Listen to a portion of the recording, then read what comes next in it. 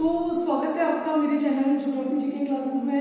मैं आज अंजना गुप्ता आपको लेकर आई हूँ वायुमंडल की परतें। तो मैं आज आपको बताऊंगी वायुमंडल और उसकी गैसेस में पाई जाने वाली विभिन्न प्रकार की गैसें और वायुमंडलीय परतों के बारे में।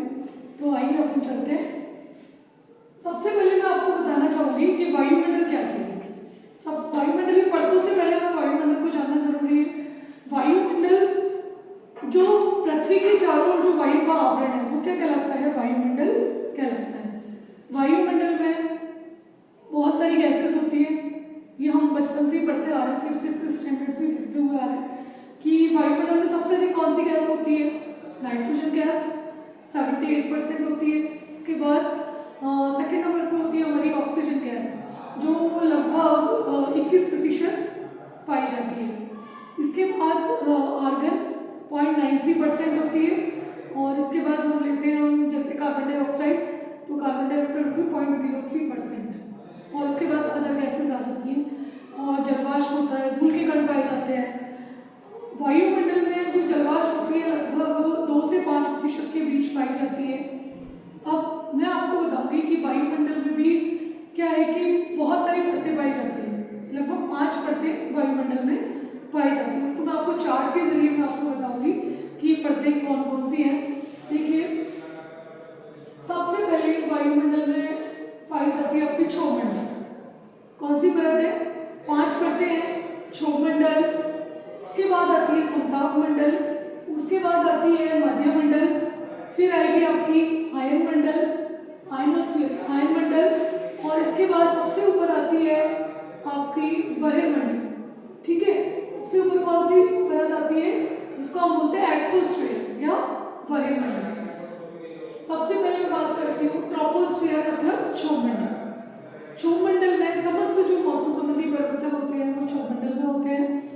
क्षोभमंडल एक ऐसी परत है जो धरातल के सबसे पास में, वायुमंडल में सबसे निचली और धरातल के सबसे करीब परत है।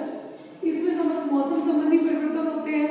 इसके अलावा इसमें 165 मीटर की ऊंचाई पर लगभग 1 डिग्री सेंटीग्रेड तापमान कम हो जाता है। किसमें? क्षोभमंडल में। ठीक है, और इसकी ऊंचाई कितनी होती है? क्षोभमंडल की ऊंचाई होती है लगभग 18 से 20 किलोमीटर के आसपास इसकी ऊंचाई होती है धरातल से क्षोभमंडल की। क्षोभमंडल के ऊपर आती है हमारी समताप मंडल, स्ट्रेटोस्फीयर जिसको बोलते हैं हम। क्षोभमंडल और समताप मंडल के बीच में क्या आती है? क्षोभ सीमा। क्या आती है? क्षोभ सीमा, ट्रोपोपॉज जिसको बोलते हैं हम।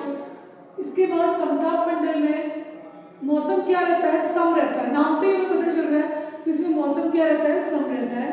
तो वायुयानों की उड़ान के लिए समताप मंडल सबसे अधिक लाभकारी होता है, सबसे अधिक अच्छा माना जाता है वायुयानों की उड़ान के लिए। अब एक अन्य परत का नाम आपने सुना होगा, जैसे ओजोनोस्फीयर, ओजोन मंडल जिसको हम बोलते हैं। तो ओजोन मंडल अलग से कोई परत नहीं है।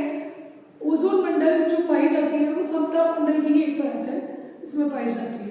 ठीक है, और ओजोन मंडल का जो कार्य है वो क्या है? समस्त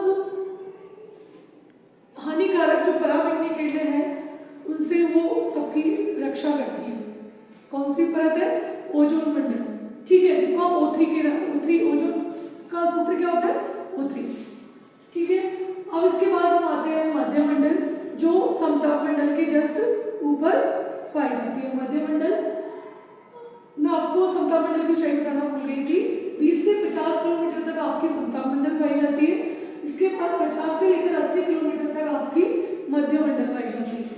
इसके बाद मध्यमंडल के ऊपर आयन मंडल, आयनोस्फीयर आयन मंडल जो 80 से लेकर 640 किलोमीटर तक आयन मंडल पाया जाता है।